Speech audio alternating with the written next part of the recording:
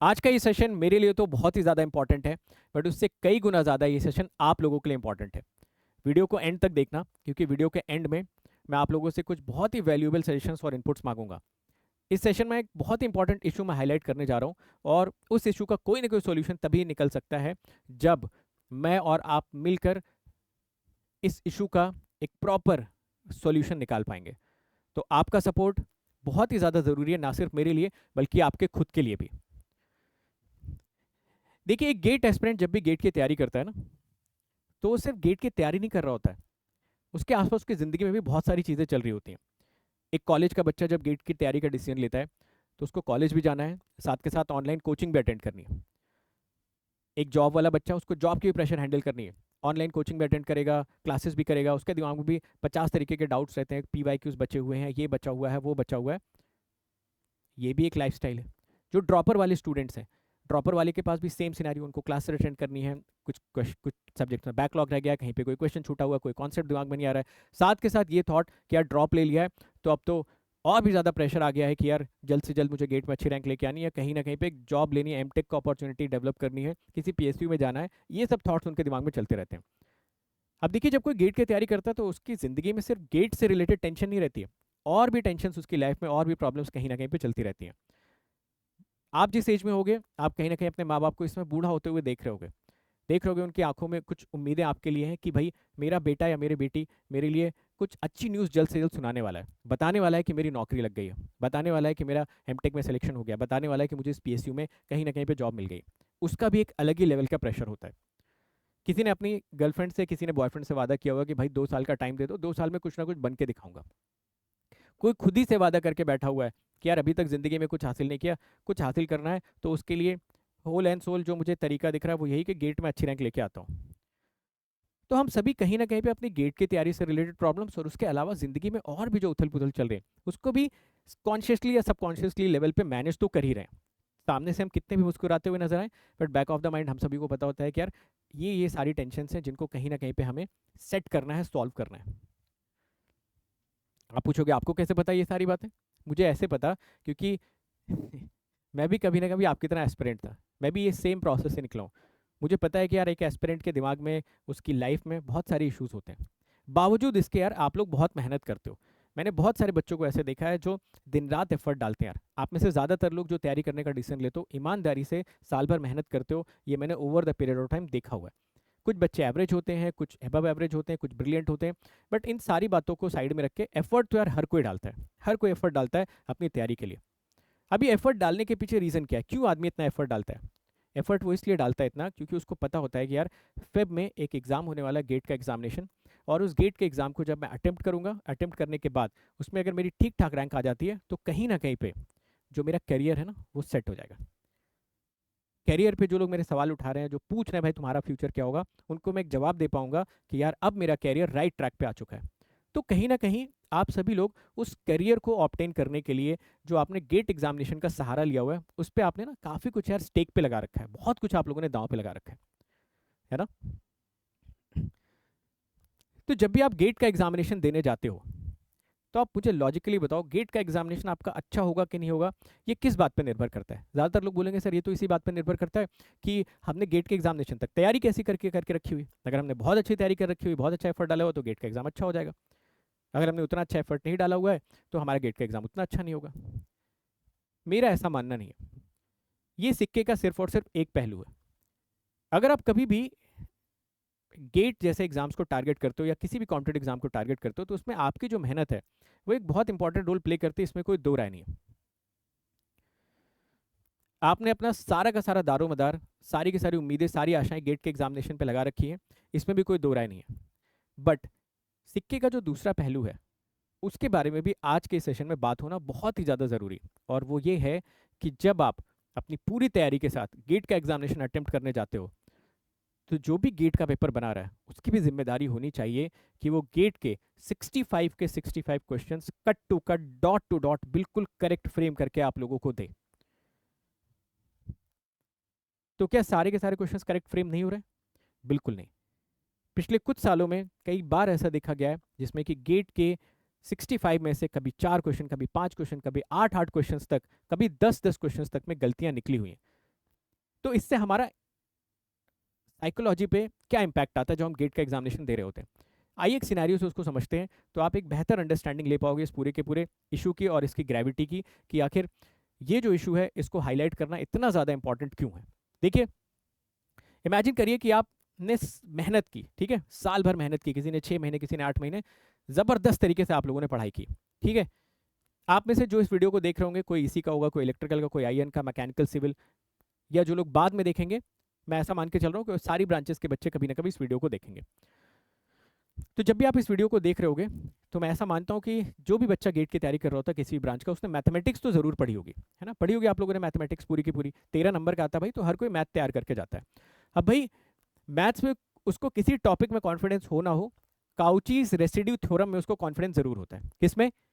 काउचीज residue theorem में उसको confidence जरूर होता है।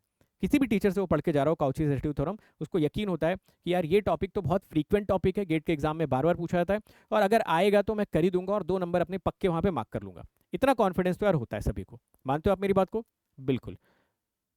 तब आपने मेहनत की, आप जाके गेट के एग्जामिनेशन में बैठे, और इमेजिन करिए कि पहला क्वेश्चन ये आपके एग्जाम में आ गया, यही है पहला क्वेश्चन जो आपको दिख गया। जैसे ही आपने इस क्वेश्चन को देखा, आपको ये क्वेश्चन ना दिख के एक 2 नंबर का एक मौका दिख रहा है कि यार ये तो 2 नंबर अपने पूरे पक्के हो गए।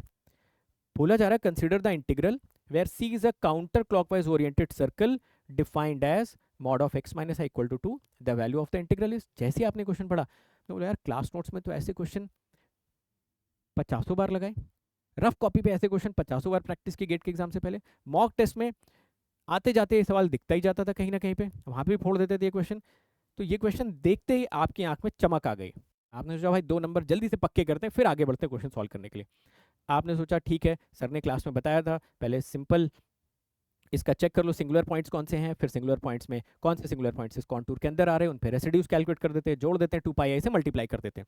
आपने फटाफट ये सारा का सारा कार्यक्रम किया, 2-2.5 मिनट आपको लगा क्योंकि पहला क्वेश्चन था, और आप इमीडिएटली आ गए चारों ऑप्शंस को चेक करने। आपने चेक किया, आपको लगा यार ये 4 में से एक भी ऑप्शन मेरा मैच नहीं कर रहा है, चारों में से एक भी ऑप्शन मैच नहीं कर रहा है। आपको लगा चलो कोई बात नहीं, अभी कॉम्पिटेटिव एग्जाम है, गेट का एग्जाम है, पहला पेपर है, थोड़ा सा मैं नर्वस होऊंगा, शायद कुछ सिली मिस्टेक हो गई होगी, कुछ गड़बड़ हो गई। दोबारा आपने इस क्वेश्चन को अटेम्प्ट करना स्टार्ट किया, क्योंकि देखिए ये क्वेश्चन ऐसा नहीं कि कोई इसको देखते ही छोड़ देगा, कोई भी इस क्वेश्चन को देख के नहीं छोड़ेगा, वो पूरे 2 नंबर हासिल करने के मौके को कभी नहीं गवाएगा। तो एक आधा बार आपसे आंसर गलत भी निकला, आप क्या करोगे? आप वापस से अटेम्प्ट करोगे इस क्वेश्चन को, राइट? क्योंकि क्वेश्चन में कुछ भी ऐसा आपको नहीं दिख रहा जो आउट ऑफ द बॉक्स है, सब कुछ बिल्कुल सिस्टमैटिक दिख रहा है। बस जो हम क्लास में जेड पढ़ते थे उसके यहाँ पे एक्स इसने मेंशन कर दिया, यहीं से भी देख के पता चल रहा है कि चलो ठीक है, जेड की जगह पे उसने एक्स को एक कॉम्प्लेक्स वेरिएबल मान लिया, कोई बात नहीं। आपने फिर से इस क्वेश्चन को वापस से पढ़ा, आपने देखा अच्छा ठीक है, ये काउंटर क्लॉकवाइज भी आ गया, सर ने बताया था इस पर ध्यान रखना है, इस पर भी आपने सोचा, एक्स्ट्रा फोकस डाल के वापस से चेक किया, वापस से जो आपने कॉपी पे कैलकुलेट किया, फिर भी आपका कोई ऑप्शन मैच नहीं किया। तीसरी बार ये क्वेश्चन आप अपने ईगो पे ले लोगे कि यार 5-7 मिनट हो गए, जैसे 5-7 मिनट वैसे 2-4 मिनट और सही, तो 2-4 मिनट और सही करने के चक्कर में आप क्या करोगे? आप इस क्वेश्चन को वापस से अटेम्प्ट करोगे, वापस से आपने इस क्वेश्चन को अटेम्प्ट किया, और आपको पता चला यार इस बार भी इस 4 में से एक भी ऑप्शन आपका मैच नहीं किया। इमेजिन करिए, ऐसा करने के चक्कर में, इमेजिन करो, ऐसा करने के चक्कर में आपके स्टार्टिंग के 15 मिनट्स वेस्ट हो गए।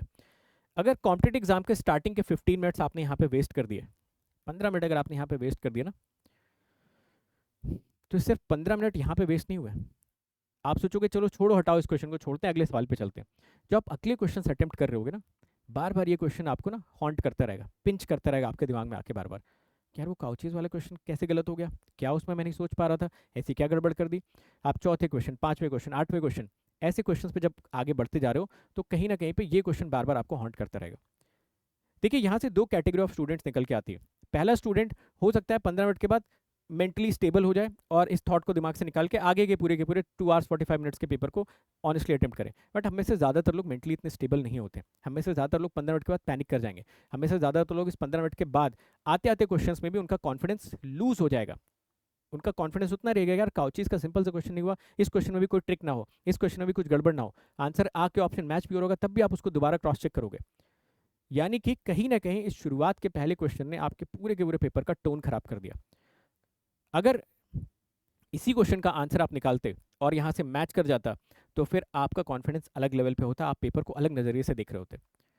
अगेन आप पूछोगे आपको कैसे पता, क्योंकि जब मैंने पहला कॉम्पिटेटिव एग्जाम दिया था तो मेरे साथ भी बिल्कुल ऐसा ही हुआ था। मैंने पहले क्वेश्चन में 15 से 20 मिनट वेस्ट कर दिए, मेरा एक भी ऑप्शन मैच नहीं किया। उसके बाद ये कहानी मैं आप लोगों को बहुत बार बता चुका हूँ, उसके बाद फिर पूरे पेपर में मेरा कॉन्फिडेंस बिल्कुल लूज हो गया, पैनिक कर गया मैं। एक भी क्वेश्चन मुझे हिट करते टाइम पे डर लग रहा था, या मुझे लग रहा था यार मैं गलत कर रहा हूँ, या मैं सही से सोच नहीं पा रहा हूँ, या आज मेरा दिन नहीं है, या मैंने सही से पढ़ाई नहीं की। 50 तरीके के थॉट्स आते रहते हैं, और एग्जाम में जब मिनट्स तेजी से गुजरते हैं ना, तो उसी के साथ साथ हमारा जो सवालों को देखने का नजरिया होता है ना, वो भी चेंज होता जाता है। ठीक है, टाइम के साथ साथ आसान सवाल भी टफ लगने लगते हैं, राइट। तो अब आप क्या करोगे? अब आप जैसे तैसे अपना पेपर निपटा के आओगे, बट ये सवाल आपके दिमाग में रह जाएगा। पेपर आपने पूरा कंप्लीट किया, आने के बाद आपने सोचा चलो ठीक है टीचर्स का सोल्यूशन देख लेता हूँ, ऐसा क्या था इस क्वेश्चन में जो हम लोग नहीं क्रैक कर पाए कॉम्पिटेटिव एग्जामिनेशन में। आप आए, इमेजिन करिए कि मैं सोल्यूशन करवा रहा हूँ लाइव, आपने मेरा सोल्यूशन देखा, मैं सोल्यूशन यहाँ पे करवा रहा हूँ। सोल्यूशन करवाते करवाते मैं आपको बता रहा हूँ भाई पोल्स दे रखे हैं, पोल्स कैलकुलेट कर लेना, ठीक है, इनसाइड सी वाले निकाल लेना, 2 पाई आई से मल्टीप्लाई कर देना, रेसिड्यूज वगैरह निकालने के बाद, और फाइनल आंसर जो मेरा आ रहा है वो ये आ रहा है। जैसे ही आप देखोगे कि यार विशाल सर का तो ये फाइनल आंसर आ रहा है, आप इमीडिएटली ऑप्शन चेक करने जाओगे। आप देखोगे यार एक भी ऑप्शन ऐसा मैच नहीं कर रहा। यहाँ पर क्या लिखा हुआ है? यहाँ पर लिखा हुआ 2 पाई आई 1/4 माइनस साइन 2i/16। यहाँ पर क्या लिखा हुआ है? एक भी ऐसा ऑप्शन प्रेजेंट नहीं है। फिर आपने थोड़ा सा वीडियो को आगे करके देखा, तो वहां पे आपने पाया कि मैंने बोला कि भाई ये क्वेश्चन जो गेट में पूछा गया था, क्वेश्चन तो सही था, इसके 4 के 4 ऑप्शंस जो दिए गए थे ना, ऑप्शंस गलत सेट किए गए थे। क्योंकि ऑप्शंस गलत सेट किए गए थे, तो ये क्वेश्चन अब आपका हो जाएगा marks to all. Marks to all है गया ये क्वेश्चन। अब आप सोचोगे कि यार ये मार्क्स टू ऑल करने से हमें क्या फायदा हुआ? मार्क्स टू ऑल करना किसी भी क्वेश्चन को एक अच्छे एस्पिरेंट के साथ, एक ऐसे स्टूडेंट के साथ जो बहुत ही हार्ड वर्किंग है, जिसने पूरे साल मेहनत की है, बहुत ही अनफेयर है, बहुत ही ज़्यादा अनफेयर है। कैसे? इसकी मैं आपको कुछ वजहें दे सकता हूँ। सबसे पहली वजह, देखिए जो बच्चा साल भर मेहनत करके जाता है, बहुत एफर्ट उसने डाला हुआ, उसको कंसेप्ट की क्लैरिटी है, उसको पता है इस क्वेश्चन में कौन सा कॉन्सेप्ट लगेगा, काउची थ्योरम का स्टेप बाय स्टेप प्रोसेस क्या होता है, वो तो वहाँ पे मेहनत करता रहा बैठ के 15 मिनट, 15 मिनट उसके वेस्ट हो गए। 15 मिनट वेस्ट होने की वजह से आपने उसको मार्क्स टू ऑल दे दिया। वो बच्चा जिसने साल भर कुछ पढ़ाई नहीं, मौज मस्ती करता रहा, घूमता रहा इधर उधर, आईपीएल के मैचेस देखता रहा, एंजॉय करता रहा, उसको तो फ्री में यहाँ पे आपने मार्क्स दे दिए। बस उसको कोई भी ऑप्शन टिक किया होना चाहिए था, रैंडमली वो सी ऑप्शन टिक करके आ गया, आपने उसको दे दिया मार्क्स टू ऑल। दूसरी इंपॉर्टेंट चीज, आपने मार्क्स टू ऑल दे दिए, यानी कि आपने बोला चलो ठीक है भाई हमने क्वेश्चन गलत बनाया, आपका हम हरजाना भर देते हैं मार्क्स टू ऑल करके। बट आप मुझे बताइए, जिस बच्चे के 15 मिनट बर्बाद हुए, उसका वहां पर जो टेम्परामेंट लॉस हुआ, उसका कंपनसेशन कौन देगा? जो मेंटल हैरासमेंट उसका हुआ वहां पर 15 मिनट तक, उसका कंपनसेशन कौन देगा? उसके आगे के 2 घंटे 45 मिनट तक जो पूरा पेपर खराब हुआ, जो आते आते क्वेश्चन उससे गलत हो गया, जो वो नहीं कर पाया, जो वो पैनिक हो गया पेपर में, उसका कंपनसेशन कौन देगा? एक अच्छा बच्चा जो एक अच्छी रैंक डिजर्व कर सकता था, सिर्फ आपके एक अच्छे क्वेश्चन बनाने की वजह से उसका आपने पूरा का पूरा पेपर खराब किया। और तो और एक साल जो वो पीछे चला गया, उसका कंपनसेशन कौन देगा? कौन करेगा उसका कंपनसेशन? क्या मार्क्स टू ऑल से आप उसको कंपनसेट कर दोगे? आपने पल्ला झाड़ लिया मार्क्स टू ऑल दे के। तो मार्क्स टू ऑल तो यार बहुत ही अनफेयर प्रैक्टिस है। मतलब ये मार्क्स टू ऑल करना नहीं, होना ही नहीं चाहिए on the very first place. This is something which is under under control, बिल्कुल कंट्रोल में आपके। जो भी ये पेपर बना रहा है, जो भी अथॉरिटी पेपर बना रही है, उसके बिल्कुल कंट्रोल में है कि वो क्वेश्चंस को बिल्कुल करेक्ट बना पाए। 65 questions cut to cut, dot to dot आप करेक्ट बनाइए, ये पूरी तरीके से आपके कंट्रोल में। जिस दिन गेट का पेपर है उस दिन सुनामी आ जाती है, भूकंप आ जाता है, ये आपके कंट्रोल में नहीं है। ठीक है, ये बिल्कुल आपके कंट्रोल में नहीं। उस दिन बारिश हो रही है या धूप होगी, ये आपके कंट्रोल में नहीं है। बट पेपर के क्वेश्चंस को बनाना पूरी तरीके से आपके कंट्रोल में है। और तो और अब यहाँ पर इंटरेस्टिंग चीज़ आप ये देखो, इस चीज़, ये देखो आईआईटी बॉम्बे का ही पेपर है, ठीक है, गेट 2021 में पूछा गया था ईसी ब्रांच में। अब यहाँ पर इससे भी ज़्यादा जो रहस्यमयी बात मुझे लगती है ना, वो ये लगती है कि आखिर ये गलती हुई क्यों? अगर मैं इसके थोड़ा और पीछे जाने की कोशिश करूँ, तो ये गड़बड़ होती क्यों है एग्जाम में? जब भी ये क्वेश्चन आया होगा तो किसी ना किसी बंदे ने क्वेश्चन बनाया होगा, क्वेश्चन बनाने के बाद इसका सॉल्यूशन निकाला होगा, सॉल्यूशन निकालने के बाद इसके ऑप्शंस फ्रेम किए होंगे, ऑप्शंस फ्रेम करने के बाद ऑप्शंस उसने लिख के दिए होंगे, फिर वो ऑप्शंस टाइप हुए होंगे, फिर ऑप्शन को किसी ने प्रूफ रीड किया होगा, प्रूफ रीड करके किसी ने फाइनल ओके बोला होगा, तब जाके आपका पेपर अपलोड हुआ होगा। ऐसा तो नहीं होगा कि आपने क्वेश्चन बनाया, कोई मंत्र पढ़ा, 4 के 4 ऑप्शन प्रकट हो गए, आपने डाल दिए। तो अगर आपने क्वेश्चन बना के 4 ऑप्शन फ्रेम करके उसको टाइप करवा के फीड किया यहाँ पे और प्रूफ रीड किया, तो ये गड़बड़ हुई क्यों है? तो ये गड़बड़ होने के पीछे सिर्फ सिर्फ और सिर्फ एक ही वजह हो सकती है, और वो हो सकती है एक्सट्रीम लेवल ऑफ केयरलेसनेस। खतरनाक तरीके की लापरवाही यहाँ पे बरती जाती है जब भी गेट का पेपर बनाया जाता है। इनको पता है कि आप क्या ही कर लोगे, कोई क्वेश्चन गलत हो जाएगा, बाद में मार्क्स टू ऑल कर देंगे, आंसर चेंज कर देंगे। और ऐसे नहीं करेंगे, वो आपसे ही पैसे लेके करेंगे। आप भाई क्वेश्चन गलत खुद आइडेंटिफाई करो, खुद इनको बताओ कि भाई ये क्वेश्चन गलत है, 500 1000 रुपये भर के क्लेम करो। इनका मन हुआ तो ये उसको मार्क्स टू ऑल बोलेंगे, नहीं मन हुआ तो बोल देंगे कि चलो कोई बात नहीं, आप के पैसे हम रख लेते हैं। तो ये तो यार ज़बरदस्ती वाली बात हो गई ना। मैं तो ये बोल रहा हूँ कि भाई on the very first place गलती हो क्यों रही है, क्यों ये क्वेश्चन आपने गलत फ्रेम किया। इस इशू को आज ही उठाना बहुत ही ज़्यादा इंपॉर्टेंट है। अभी गेट का ब्रोशर आया हुआ है, इस इशू के बारे में अगर अभी बात नहीं की जाएगी तो गेट के पेपर के बाद आप इस पर कितने भी वीडियो बना लो, कोई टीचर कुछ भी बोल देगा, कुछ नहीं होने वाला है। वो फटाफट आपको डेट देते रहेंगे कि भाई ये डेट चैलेंज करने की है, ये डेट हम रिजल्ट निकाल देते हैं, काउंसलिंग की डेट दे देंगे। उस समय कोई किसी की बात सुनने वाला है नहीं। इस समय अगर ये इशू को हायर अथॉरिटी तक पहुंचा दिया जाता है, उनको बता दिया जाता है, तो हो सकता है कि इस बार पेपर बनाने के दौरान वो इन सारी बातों का ख्याल रखें, है ना, इन सारी बातों का ख्याल रखें। क्यों? क्योंकि देखिए अभी कुछ दिन पहले बिल्कुल सिमिलर टाइप का इशू हुआ था जहाँ पर गेट और ईएससी की डेट्स क्लैश हो रही थी। वहाँ पे भी बहुत सारे टीचर्स जो बहुत कंजर्वेटिव और बिल्कुल ही जिनके अंदर से ऊर्जा खत्म हो गई है, बिल्कुल ठंडे पड़ चुके हैं, वो बोल रहे हैं भाई कोई भी तैयारी कर लो, गेट की कर लो या तो ईएससी की कर लो, दोनों एक ही दिन होगा, दोनों में क्लैश कोई अवॉइड नहीं कर सकता। बट जब हम लोगों ने सब लोगों ने मिलकर आवाज़ उठाई, हम सब लोगों ने एक जेन्युइन इशू को उनके सामने रखा, तो यार वो भी इंसान है, ऐसा नहीं है कि वो कोई हमारे दुश्मन है ना। उनको बहुत बार ऐसा होता है कि इश्यूज़ के बारे में पता नहीं होता है। अब इश्यूज़ के बारे में अगर उनको पता नहीं है तो हमारी जिम्मेदारी बनती है कि बिफोर हैंड उनको बताना कि यार इस तरीके की चीज़ें पेपर में चल रही हैं और इसका ध्यान रखा जाना बहुत ही ज़्यादा ज़रूरी है। क्या आप सभी लोग मेरी बात से एग्री करते हो या नहीं? क्या आपको पूरा हक नहीं है कि आप 65 के 65 करेक्ट क्वेश्चन गेट के एग्जाम में जाके एक्सपेक्ट करो? भाई आपने कौन सा पाप, कौन सा गुनाह कर दिया है कि आपको 4 सवाल गलत मिल रहे हैं वहाँ पे? किसी में ऑप्शन चेंज हो रहा है, किसी में डेटा चेंज हो रहा है, किसी में रेंज मॉडिफाई हो रही है, किसी में ऑप्शन ही गलत दे रखा है, किसी में एमसीक्यू के क्वेश्चन में एक से ज़्यादा ऑप्शन करेक्ट आ रहे हैं, किसी में पीरियड को आपने फंडामेंटल पीरियड नहीं लिखा। तो ये तो पूरा हक है हमारे पास, तो अपनी आवाज़ पहुंचानी चाहिए। कई कई बार ऐसा होता है कि ऊपर जो लोग बैठे होते हैं उनके पास इतना काम होता है कि उन तक ये चीज़ें नहीं पहुंच पाती कि यार अंडर देयर लीडरशिप कुछ कुछ ऐसी चीज़ें हो रही हैं जो सुधारी जा सकती हैं। This is something which is totally totally under control. तो अब ये क्वेश्चन है, अब आपका गेट 2021 में, अब ऐसे बहुत सारे क्वेश्चन है। जस्ट एक इजी क्वेश्चन का मैंने आपको एग्जांपल लेके समझाया कि सही सवाल होने के बाद ऑप्शन भी गलत थे, तो बच्चे का वहाँ पे मेंटल हरासमेंट हो सकता था, वो पैनिक में जा सकता था। मैं कह रहा हूँ एक भी बच्चा अगर गया, ठीक है, मैं कह रहा हूँ चलो 70,000 बच्चों, एक भी बच्चे के साथ अगर ऐसा हुआ तो क्यों हो रहा है एक भी बच्चे के साथ? उसने भी तो भाई उतनी ही फेस पी की है जितनी बाकी लोगों ने पी की है ना। उसने भी मेहनत की है साल भर जितनी बाकी लोगों ने की है, तो उसको भी सेम एनवायरनमेंट देना। जैसे मैं बार बार बोलता हूँ कि यार ये फंडामेंटल राइट है कि सबको सेम एनवायरनमेंट मिलना चाहिए, ठीक है। आप अलग अलग डिफ्रेंशिएट नहीं कर सकते लोगों को, राइट। कि किसी का माइंड अच्छा है, वो जल्दी स्टेबल हो गया तो वो इस क्वेश्चन को छोड़ के आगे बढ़ जाएगा, बट किसी का अच्छा नहीं है तो फिर उसके पास इस क्वेश्चन के साथ फाइट करने का ऑप्शन तो होना चाहिए था ना, राइट। तो ये तो बात हो गई इसकी। तो अब मैं इसमें क्या करने वाला हूँ, या फिर हम लोग मिलजुल के इसमें क्या कर सकते हैं? देखिए, पहली चीज़ तो मैंने आप सभी लोगों के लिए एक प्रॉपर डॉक बनाया, ठीक है, प्रॉपर डॉक बनाया। उसमें मैंने, डॉक का मतलब डॉक्यूमेंट, उसमें मैंने जो 24 में इलेक्ट्रिकल ब्रांच और ईसी ब्रांच में जो मिस्टेक्स हुई थी उन मिस्टेक्स को प्रॉपर हाईलाइट किया। अभी मैं पूरा पूरा डॉक भी आप लोगों को one by one go through करता हूँ, ठीक है। उसके बाद पहले इस डॉग को देखते हैं, उसके बाद मैं कुछ और इंपॉर्टेंट चीज़ें आप लोगों से चर्चा करता हूँ, ठीक है। जैसे देखिए, मैंने जब डॉग बनाया तो मैंने प्रॉपर यहाँ पे लिखा हुआ है कि ये गेट 2024 इलेक्ट्रिकल ब्रांच में पूछा गया था, जनरल एप्टीट्यूड का सवाल था। टॉपिक भी मैंने लिखा हुआ है कि क्वांटिटेटिव एप्टीट्यूड से था।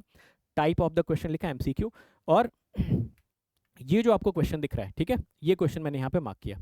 ये क्वेश्चन मार्क करने के बाद मैंने यहाँ पर उनके वो लिखे कि ये किस टाइप का क्वेश्चन था, ठीक है। एमसीक्यू था, जनरल एबिलिटी का था, और उन्होंने मार्क्स टू ऑल दिया हुआ था, 2 नंबर का सवाल था। मिस्टेक क्या थी? रॉन्ग क्वेश्चन फ्रेमिंग, ठीक है, negligence while framing the question, ये मैंने प्रॉपर लिखा हुआ है। करेक्शन बाय आईआईटी कानपुर ने इसको मार्क्स टू ऑल कर दिया। साथ के साथ मैंने यहाँ ना डिटेल्ड सॉल्यूशन पूरा अटैच कर दिया, ठीक है। ये पूरा डिटेल्ड सॉल्यूशन मैंने इसमें अटैच कर दिया है। और लास्ट में कंक्लूजन्स वगैरह भी यहाँ पे मैंने आपको दे दिए कि ये रॉन्ग क्वेश्चन है और रॉन्ग क्वेश्चन की वो पाइथागोरस थ्योरम फेल हो रही है, ठीक है। तो हम क्या करेंगे, ये पूरा का पूरा डॉक आईआईटी रुड़की को मेल करेंगे। अब करेंगे कि नहीं करेंगे वो सेशन के एंड में हम लोग डिसाइड कर देंगे, ठीक है। वैसे ही देखिए, electrical 2024 electrical machine topic transformer, type of the question MCQ, question proper typed है यहाँ पे। उनके ऑप्शंस जो भी आईआईटी ने दे रखे थे वो लिखे हुए हैं। टाइप ऑफ मिस्टेक क्या है? Sense of finding is not correct in the options, negligence while creating the options, ठीक है। ऑप्शंस क्रिएट करने में नेग्लिजेंस, यही मैं बोल रहा हूँ। किसी ना किसी परसेंटेज ऑफ बच्चे का लॉस हुआ होगा इस क्वेश्चन में, जो वहाँ पे बैठ के दिमाग लगा रहा होगा और जिसने अच्छी तैयारी की होगी। सबसे बड़ा मुद्दा ये कि जिसने तैयारी नहीं की, मौज मस्ती के मूड में है, उसमें तो कोई सवाल गलत बनाने से, ऑप्शन गलत सेट करने से उस बच्चे का लॉस होता है जिसने ईमानदारी से एफर्ट डाला हो। यार उससे तो कम से कम आप ये हक नहीं छीन सकते हो ना। उसका टाइम वेस्ट हुआ वहाँ पे, वो सोचने में लग गया कि यार मैंने इतनी मेहनत की, इतना कॉन्सेप्ट क्लियर किया, क्यों नहीं फिट हो रहा है मेरा यहाँ पे कॉन्सेप्ट। तो ऐसा हो जाता है कॉम्पिटेटिव एग्जामिनेशन में, ठीक है, राइट। डिटेल सॉल्यूशन देखो मैंने यहाँ पे आप लोगों के लिए अटैच कर दिया है, ठीक है। फिर उसके बाद अगला क्वेश्चन मेजरमेंट का है, topic power measurement, type of question NET था। इस क्वेश्चन में टाइप ऑफ मिस्टेक ये थी कि range of the answers has been change, बाद में आप उसको रेंज चेंज कर रहे हो, ठीक है। उसके अलावा यहाँ पे मैंने उसका डिटेल सॉल्यूशन भी अटैच कर दिया है। सिमिलरली मैंने ईसी का भी यहाँ पे एक डॉक आप लोगों के लिए बनाया हुआ है। ईसी में देखो गेट 2024 ईसी यहाँ पे आपको दिख रहा होगा, communication system, topic, inter symbol interference, type of question MCQ, wrong question framing, negligence while framing the question, question he solve करने बनाने में इनका नेग्लिजेंस हो गया, ठीक है। इतने पता नहीं कौन सी दुनिया में ये पड़े हुए थे कि सवाल ही सही नहीं बना पा रहे, ओके। फिर उसके बाद ये क्वेश्चन, इस क्वेश्चन में देखो नेगेटिव टी एक्सिस थी, यहाँ पर उसने कोऑर्डिनेट लिख दिया। अब यार ये भी एक इंटरेस्टिंग केस है, मतलब आप मुझे बताओ अब इसमें मैं क्या बोलूँ, मतलब ये तो एक ऐसी चीज़ है जो किसी राह चलते आदमी से भी कभी गलती नहीं होगी। ये बताया हुआ नेगेटिव टी एक्सिस, यहाँ पर उसने -1 और यहाँ पे +0.5 लिख दिया। चलो मैं कह रहा हूँ गलती हो गई ना गलती, कोई बात नहीं। क्या एक आम इंसान ये चीज़ नहीं समझ सकता है कि जब नेगेटिव टी एक्सिस में आप जाओगे तो इसको -0.5 लेंगे। हम सभी लोग इसको -0.5 इमेजिन करके क्वेश्चन सॉल्व कर देंगे, और ऐसा करने से ऑप्शन भी मैच कर रहा है। बट इन भाई साहब ने क्या किया, इन्होंने बोला चलो ठीक है हमसे बहुत बड़ी गलती हो गई, तो हम एक काम करते हैं, इस -0.5 की जगह पे हमने +0.5 लिख दिया, तो हम इसको कर देते हैं मार्क्स टू ऑल। तो इन्होंने इसको मार्क्स टू ऑल कर दिया। अब इस चक्कर में भी यार बहुत सारे बच्चों का लॉस हुआ है ना। जो लोग सच में इस क्वेश्चन को माइनस की जगह पे प्लस की जगह पे माइनस मान के सॉल्व करके आए थे, उनका भी लॉस हो गया इस चक्कर में। तो मैं बस इतना कहना चाह रहा हूँ यार कि पूरा का पूरा जो मुद्दा है ये एक अनफेयर प्रैक्टिस है, इसको हमें करेक्ट करना पड़ेगा सूनर और लेटर, ठीक है। तो उन्होंने इसको मार्क्स टू ऑल दे दिया, आईटी कानपुर ने बोला कि भाई मार्क्स टू ऑल लेते जाओ। ये कैसे हो सकता है, मतलब आप मुझे इमेजिन करके बताओ कि मैं भी यार टीचर हूँ, ठीक है, मेरे साथ भी एक टीम काम करती है टाइपिस्ट की, सब्जेक्ट मैटर एक्सपर्ट्स की, जो आप लोग क्लास में डीपीपीज में देता हूँ।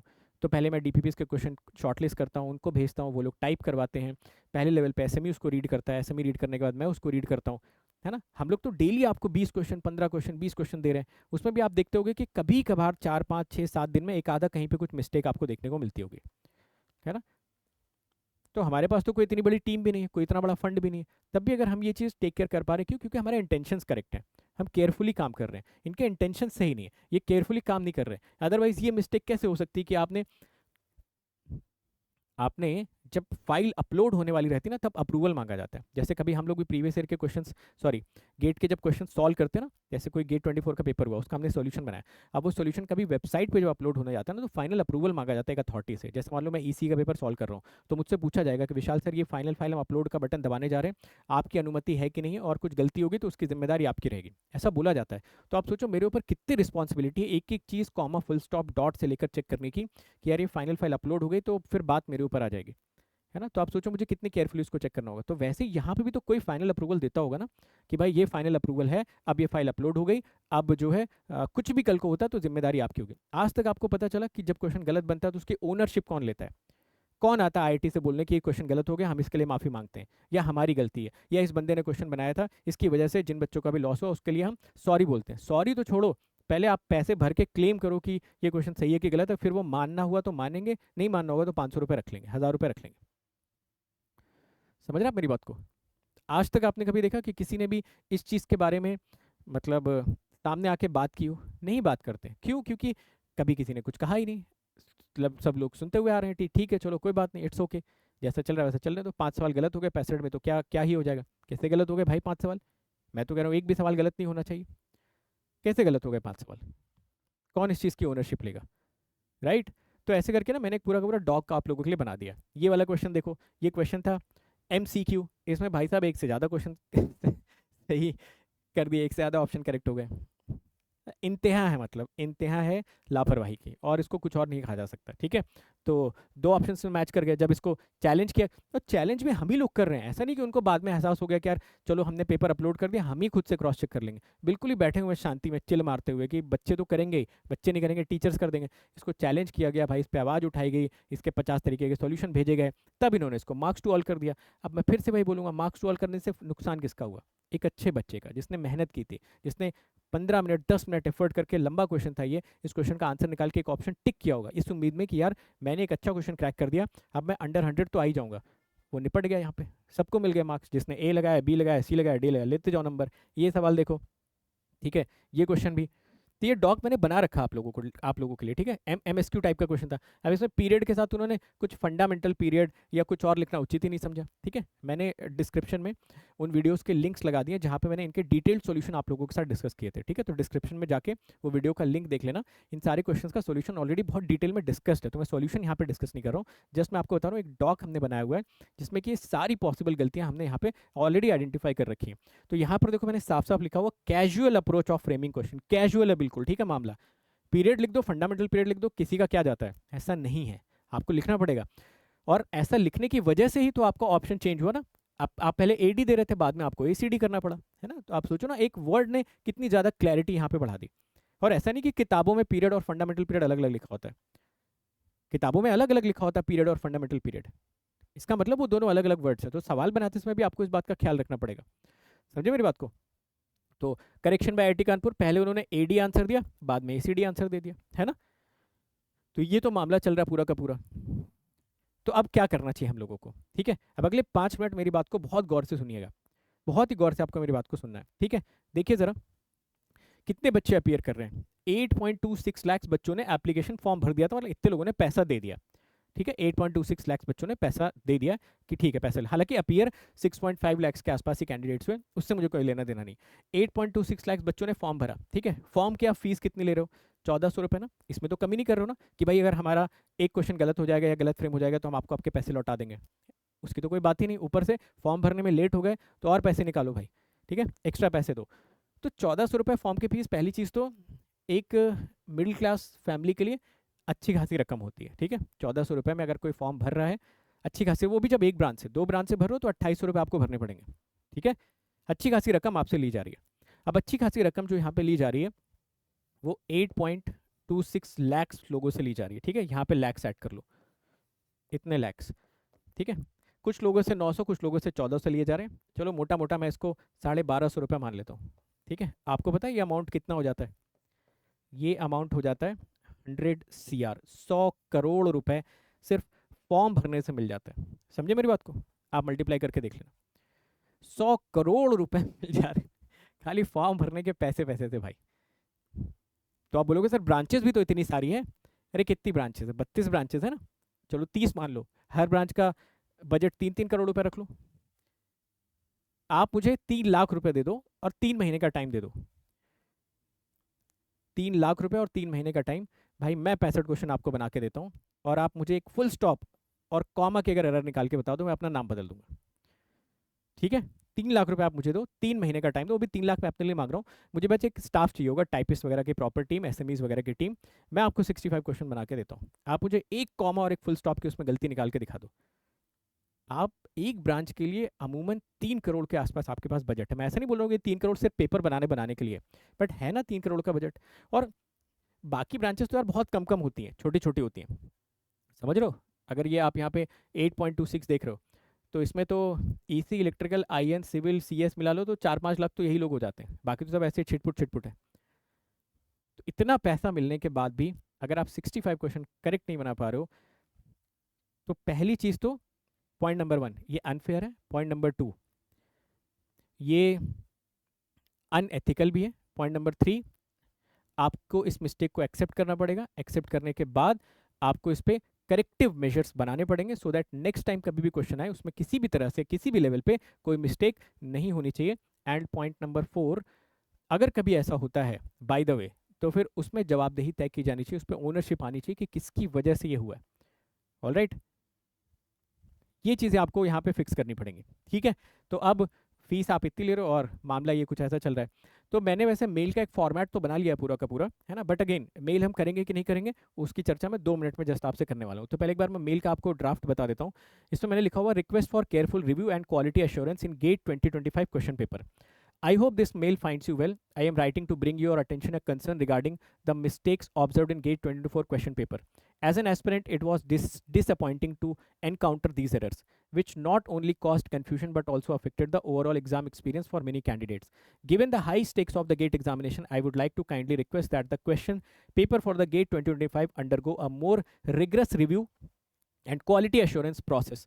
Ensuring the accuracy and clarity of the question will greatly benefit all the candidates and uphold the prestigious standard of this examination. Prestigious standard है यार, क्योंकि हम लोग जो टीचर बने ना, उसमें बहुत बड़ा रोल गेट के PYQs का है।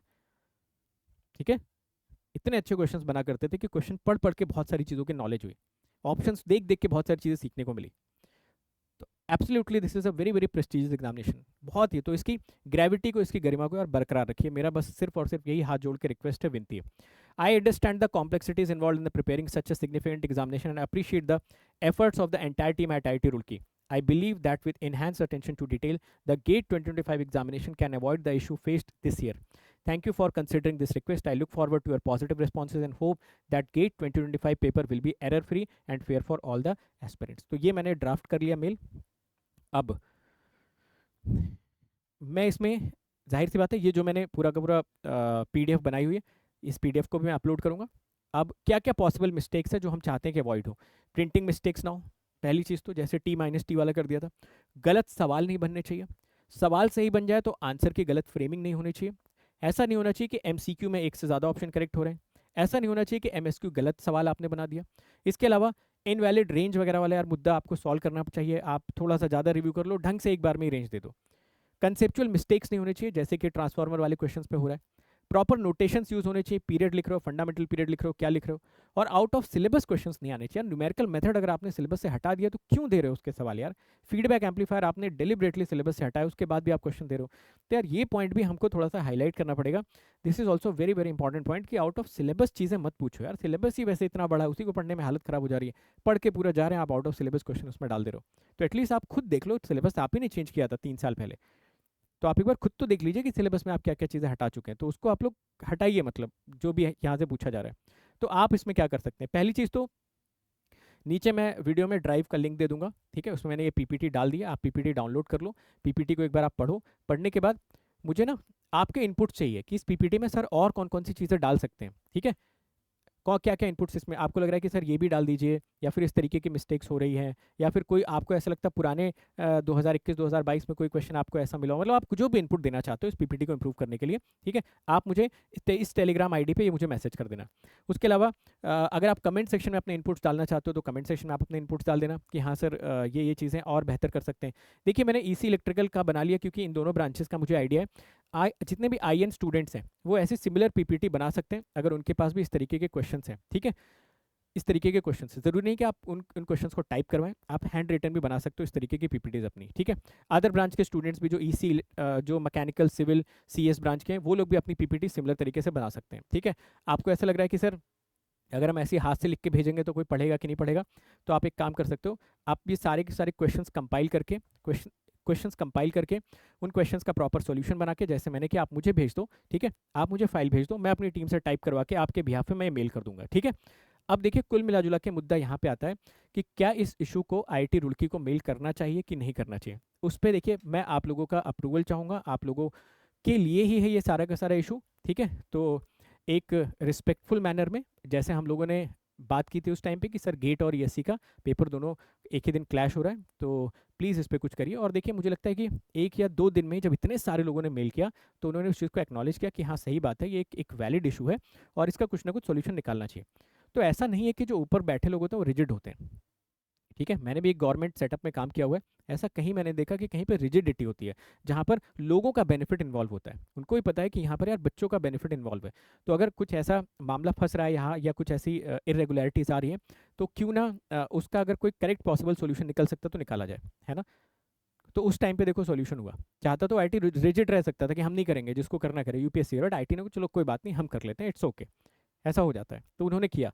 सिमिलरली मुझे ऐसा लगता है कि इस चीज़ को अगर हम एक रिस्पेक्टफुल मैनर में उनको एक्नॉलेज करेंगे, उनको बताएंगे कि सर इससे हम लोगों को कई बार परेशानी हो जाती है, हमारा एक साल रिपीट हो जाता है। आप में से बहुत सारे बच्चे होंगे जिनका शायद कुछ 4-5 क्वेश्चंस की वजह से 1 साल रिपीट हो गया होगा।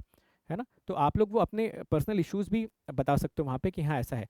तो पहली चीज़ तो ये है कि मेरा आप ही लोगों से सवाल है कि क्या हमें ये मेल करना चाहिए कि नहीं करना चाहिए? पॉइंट नंबर 1, ठीक है? तो ये आप मुझे चैट बॉक्स में बताना कि सर करना चाहिए, मुझे आप कमेंट सेक्शन में बताना, ठीक है? कमेंट सेक्शन में बताना कि सर करना चाहिए या नहीं करना चाहिए, पहला पॉइंट तो ये। दूसरा पॉइंट ये है कि अगर करना चाहिए तो कैसे करना चाहिए? तो जब भी हम ये चीज़ें करेंगे या कुछ भी करेंगे तो अगेन हम लोगों को बहुत रिस्पेक्टफुल रहना है। और अगर आपको मेल का कॉन्टेक्स्ट नहीं पता तो मेल का कॉन्टेक्स्ट मैं बता देता हूँ, या आप लोगों के बिहाफ पे मैं मेल कर देता हूँ, या फिर आप अपने अदर टीचर से भी बोल सकते हो, जो जिन टीचर्स को आप फॉलो करते हैं, जिनको पसंद करते हैं, कि सर प्लीज़ इसमें हमारी हेल्प कर दीजिए। और तीसरी और सबसे इंपॉर्टेंट चीज़, ऐसा करने के चक्कर में हमारी गेट की तैयारी कभी नहीं रुकनी चाहिए। जो हमारा तैयारी का प्रोसेस है वो हमें कंप्लीट करना है। मैंने आपको सिक्के के 2 पहलू बताए थे। पहला पहलू पूरी तरीके से आपके कंट्रोल में है कि आप तैयारी कैसी करते हो। दूसरा पहलू सिक्के का कि वो पेपर कैसा बनाता है, वो एज ऑफ नाउ हमारे कंट्रोल में तो नहीं है, बट अपनी बात हम वहाँ तक ज़रूर पहुँचा सकते हैं। ठीक है? अब इस चीज़ को हम लोग कभी भी एक बहाना लेकर, या इस चीज़ को कभी भी हम एक इशू लेकर अपनी पढ़ाई को कभी भी कॉम्प्रोमाइज़ नहीं करेंगे। देखिए, जब से मैंने आप लोगों को पढ़ाना स्टार्ट किया, आप लोगों से इंटरेक्ट करना स्टार्ट किया, शायद मैंने कभी भी आप लोगों को कोई भी ऐसी सलाह नहीं दी है जिससे कि आपकी पढ़ाई कभी भी कॉम्प्रोमाइज़ हो। बहुत सारे बीच में इश्यूज़ आए, बहुत कुछ हुआ, बट मैंने आप लोगों से एक ही चीज़ बोला कि यार कुछ भी हो जाए, दुनिया इधर की उधर हो जाए, पढ़ाई चलती रहनी चाहिए। पढ़ाई में कभी भी हम लोगों को कहीं पे ब्रेक लेके नहीं आना। हाँ, आप ऐसा ज़रूर कर सकते हो कि अगर आपके नॉलेज में ऐसा कोई क्वेश्चन है या आपको कुछ इनपुट लगता है, भई हम भी 10 मिनट का तारक मेहता या 10 मिनट का कोई कॉमेडी वीडियो तो देखते हैं ना खाना खाते टाइम पे, तो हम ऐसे ही 10 मिनट थोड़ा-सा टाइम इन्वेस्ट करके, 15 मिनट टाइम इन्वेस्ट करके हम इस वीडियो के रिगार्डिंग कुछ इनपुट्स दे देंगे। तो मुझे नीचे आप लोगों से रिलेटेड कुछ कमेंट्स चाहिए। पहला कि हमें मेल करना चाहिए कि नहीं करना चाहिए। दूसरा, आपके क्या प्रॉपर इनपुट्स हैं, वो आप मुझे टेलीग्राम पे भी कर सकते हो, या फिर आप मुझे नीचे कमेंट सेक्शन में बता सकते हो। और तीसरी और सबसे इंपॉर्टेंट चीज़ इसमें ये है कि अभी क्योंकि थोड़ा-सा छुट्टी का भी माहौल चल रहा है, थोड़ा ज़्यादा लोग इधर-उधर होंगे, तो मैंने एक डेट डिसाइड की है कि मैं 24th को, ठीक है? 24th को ये मेल कर दूँगा। और इस नेक्स्ट वीक में ये मेल करना बहुत ज़्यादा इंपॉर्टेंट इसलिए है क्योंकि अभी गेट का ब्रोशर आ चुका है, तो मुझे ऐसा लगता है कि क्वेश्चन वगैरह बनने का जो प्रोसेस होगा, मोर और लेस अगर वो कंप्लीट हो चुका होगा, तो ज़रूर एक बार वो लोग उसको रिव्यू कर लेंगे। ठीक है? चलो, आई होप आपको ये पूरा पूरा मेरा वीडियो अच्छा लगा, मेरा एफर्ट अच्छा लगा, और ऐसे मैं आप लोगों के लिए और वैल्यू एडेड सेशंस लाते रहता हूँ, जो मुझे लगता है यार कि शायद उससे आपको कुछ फ़ायदा हो पाए। क्योंकि देखिए, एज ए टीचर कहीं ना कहीं मेरी भी मोरल रिस्पॉन्सिबिलिटी बनती है कि अगर मुझे ऐसा लगता है कि कुछ कहीं पर सुधारा जा सकता है या सुधर सकता है, और उसमें हम लोग एटलीस्ट एफर्ट डाल सकते हैं।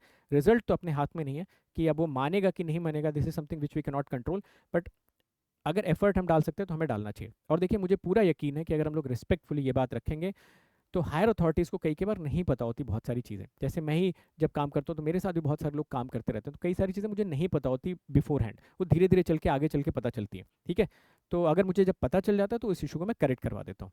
तो वैसे ही मुझे लगता है कि अगर उनको पता चलेगा कि हाँ ऐसा कुछ हुआ है पास्टली, तो आगे से वो लोग ध्यान रखेंगे। वो लोग हमसे कई गुना ज़्यादा मैच्योर हैं, इंटेलिजेंट है, दुनिया उन्होंने देखी हुई है, और कहीं ना कहीं पे जितना मैं जानता हूँ, जितने भी लोग एजुकेशन सिस्टम से कनेक्टेड होते हैं, उनका जो फर्स्ट ऑब्जेक्टिव होता है या उनका जो फर्स्ट एजेंडा होता है वो होता है कि स्टूडेंट का लॉस नहीं होना चाहिए, जो कि मैं बहुत करीब से मैंने देखा हुआ है इन सारी चीज़ों को। तो बिल्कुल इसी थॉट पे वो लोग चलेंगे, और मुझे लगता है कि 25 में आपके पास सिक्के का जो दूसरा पहलू हो वो भी करेक्ट होगा। पहला पहलू आपके कंट्रोल में है, दोनों को मिलाइए और एक शानदार रैंक हासिल करिए। और उसके बाद जो आपका ये ड्रीम है, जो आप करियर बनाना चाहते हो, जो आप लोगों को दिखाना चाहते हो कि भाई देखो तुम मेरे करियर पे सवाल उठा रहे थे ना, आज की डेट में मैं यहाँ पे बैठा हूँ, तो वो वाली जो फीलिंग हासिल करनी है, उसके लिए फिर हम लोग जी तोड़ मेहनत करना स्टार्ट करते हैं। All the best everyone, see you soon.